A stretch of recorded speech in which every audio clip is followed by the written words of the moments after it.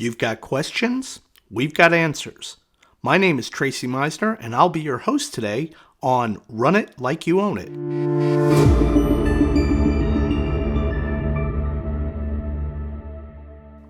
So today we're going to talk about the top 5 things you can do to make your virtual class a success. I'm just going to get right into it. So we're going to start with number 5. Number 5 is plan ahead. So for me, my biggest concern for my video students was how will they edit? Most of my students got school-issued devices, and our software, Final Cut Pro, would not work on those devices. So I looked at several different platforms, and while all the free ones looked really enticing, you really do need to pay for your editing. So I found WeVideo, and the costs range anywhere from about $7 a seat down to about $4 a seat, depending on how many seats you get. Obviously, the more seats, the less it costs. Once I got that done, it was already my class as usual. I just went back to last year's lesson plans. Number 4, make your video look good. You guys are video teachers. It should look good.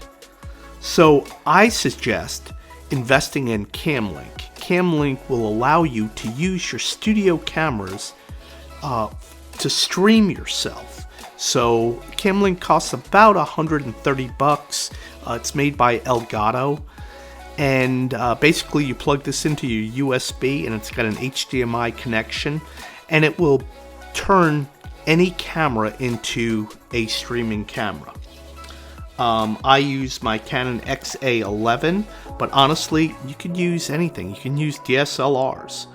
I put my camera on a C-stand, and what I recommend is make sure that your camera is eye level. There are a lot of teachers that are using their laptops, and they're literally looking down on their students, and you and I both know that doesn't really appeal to students. The other thing I do is I made sure that I had a clean backdrop, and I use a backdrop that I have when I do my award ceremony. Also, I use my studio lights. I make sure that I am very well lighted. We're going to get right on to number 3. Number 3 is super important. It's good audio. Good audio is key. If your students can't hear you, or it doesn't sound clear, or it sounds like there's an echo, you need to fix that.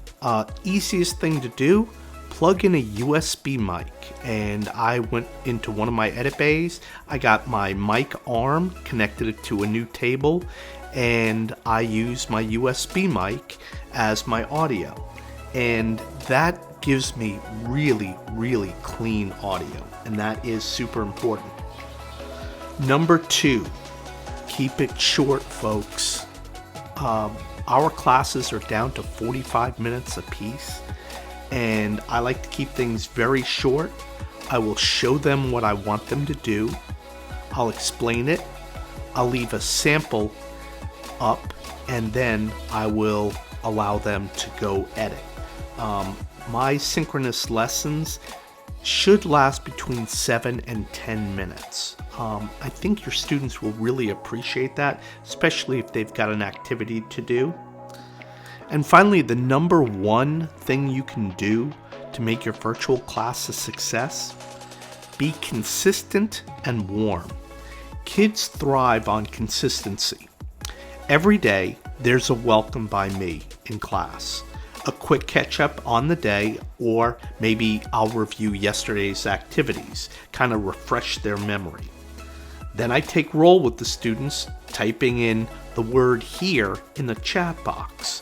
Since I use Microsoft Teams, they have an app called Insights, and that keeps a tab on their digital presence. And that is it, folks. The top 5 things you can do to make your virtual class a success. I hope these tips allow you to have the ability to be you in your class. Please reach out to me, and I look forward to seeing you next time on Run It Like You Own It.